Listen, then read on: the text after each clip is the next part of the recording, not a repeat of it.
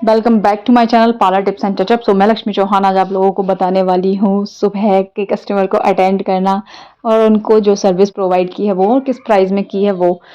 इनका होना है आईब्रो थ्रेडिंग वर्क होना है और सबसे पहले आईब्रो करनी है। अभी पार्लर में मैं बस अभी आती जा रही हूँ नहा के, और अभी मैंने झाड़ू वाड़ू और क्लीनिंग नहीं की है यहाँ की। और अभी लड़की भी नहीं आई थी क्योंकि अभी 11 ही बजे हैं, तो लड़कियों का टाइम नहीं हुआ है अभी आने का। यहाँ पर देखिए अच्छे से कट कर लेंगे। एक्स्ट्रा जो बाल है सिर्फ वही कट किया है, बहुत एक्स्ट्रा भी नहीं कट करना है कि आईब्रो जब आप बनाओ तो वो आपको फिर पता ही ना चले और बेकार लगे। तो आपको हल्का ही बाल कट करना है। और मैंने यहाँ पे अपना कैमरा कर लिया है सेट सही तरीके से ताकि प्रॉपरली सही से आपको दिखाई दे।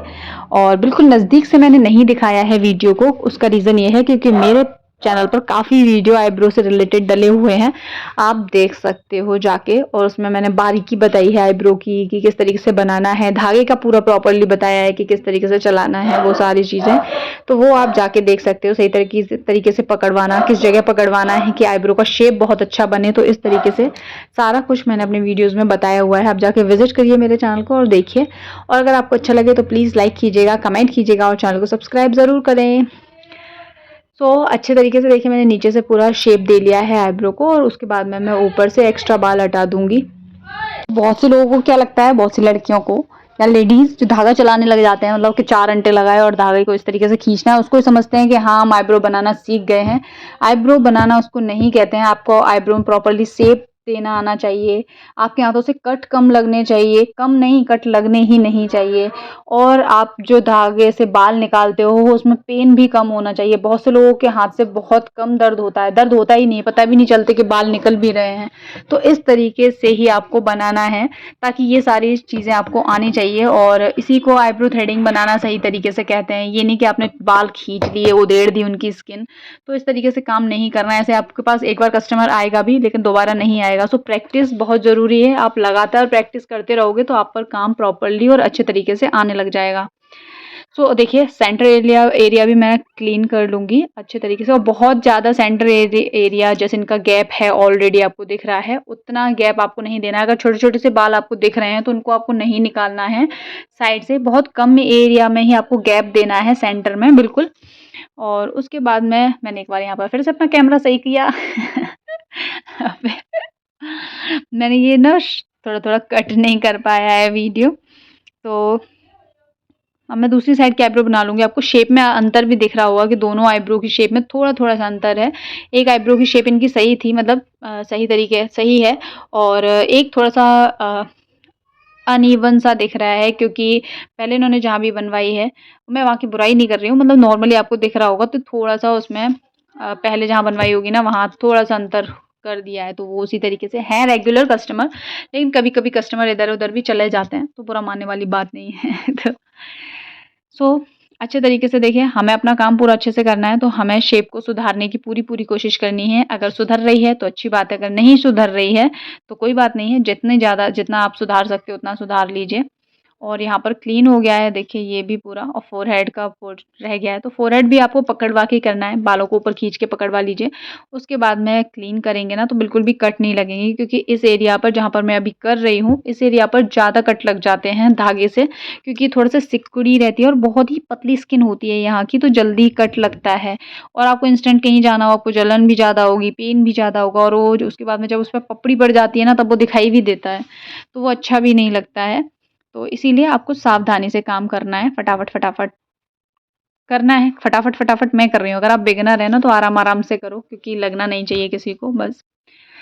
अच्छे तरीके से यहाँ पर देखिए हो गया है मेरा काम। और कभी भी आप पार्लर पर अपना काम कर रहे हो या घर से आप चला रहे हो, तो देखो घर में होने का एक फ़ायदा ये है कि मैं अभी नहा के आई हूँ और मेरे पास कस्टमर आया, मैंने अटेंड कर लिया। अब मैं बाकी काम फिर से जाके कर लूँगी। और जो हम स्पेशल जो दुकान लेते हैं कहीं पर, वहाँ पर हमें एक फ़िक्स टाइम पर जाना पड़ता है, उसके लिए हमें जल्दी-जल्दी काम करना है, बच्चे-वच्चे सँभालने, सारा कुछ करके उसके बाद हमें जाना है, और उसके बाद में ही हमें अपना काम करना है। और घर पे थोड़ा-सा अपन आराम से कर पाते हैं। सो आप भले ही किसी कॉलोनी में अपना मकान लिए हो, पर कोशिश करो कि कुछ ना कुछ करते रहो। भले ही आप सिलाई का काम कर सकते हो, कढ़ाई का काम कर सकते हो। आजकल हाथों के एम्ब्रॉयडरी बने हुए मतलब हाथों से कड़े कड़े कढ़ाई के कपड़े बने हुए बहुत पसंद आते हैं। क्रोशिया का काम बहुत अच्छा लगता है किसी-किसी को। तो आजकल तुम घर पे अपने कुछ भी कर सकते हो, कुछ भी। थोड़ा बहुत आप अपना सीख लीजिए और उसके बाद आप अपना खुद की जेब खर्ची निकाल सकते हैं। लेडीज़ों के लिए है ये, जितनी भी वुमेन्स हैं वो आराम से ये काम कर सकती हैं। बहुत कुछ होता है करने के लिए, आप थोड़ा-थोड़ा करेंगे तो आप अपना जेब खर्च निकाल सकते हैं और किसी से माँगने की ज़रूरत नहीं पड़ेगी। और किसी से क्या, हस्बैंड से माँगने की ज़रूरत नहीं पड़ेगी। वैसे बहुत सी औरतें जेब काट लेती हैं हस्बैंड की, कोई दिक्कत नहीं है। मैं नहीं कर पाती हूँ, इसीलिए मुझे लगता है कि थोड़ा-थोड़ा करते रहना चाहिए कुछ ना कुछ। सो अब हम यहाँ पर कर रहे हैं अपर लिप्स, तो अपर लिप्स कर लेंगे अच्छे तरीके से। और हो गया है यहाँ पर देखिए सही से।